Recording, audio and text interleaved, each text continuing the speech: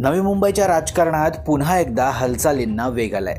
भाजपच्या कार्यकर्त्यांकडून एक मोठी मागणी पुढे येते। माजी आमदार संदीप नाईक यांना विधान परिषदेवर पाठवा। विधान परिषदेच्या भाजपच्या वाट्याला येणाऱ्या जागांमध्ये संदीप नाईक यांचं पुनर्वसन करावं अशी जोरदार मागणी आता कार्यकर्त्यांकडून मुख्यमंत्री आणि प्रदेशाध्यक्षांकडे केली जाणार आहे। 2 वेळा भाजपकडून उमेदवारी नाकारण्यात आलेल्या संदीप नाईक यांना एक कुटुंब एक पद या धोरणामुळे तिकीट मिळालं नाही, पण आता कार्यकर्त्यांचा सूर बदललाय। किमान विधान परिषदेवर तरी त्यांना संधी द्या।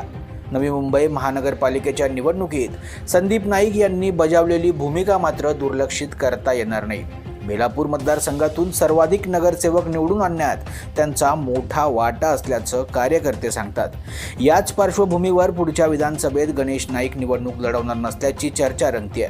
त्यामुळे नवी मुंबईत संदीप नाईक यांचं राजकीय पुनर्वसन करण्याची मागणी आता अधिकच जोर धरतीये। विशेष म्हणजे मागील वेळी त्यांना विधान परिषदेसाठी विचारण्यात आलं होतं, मात्र त्यांनी विधानसभेचं तिकीट मागितलं होतं।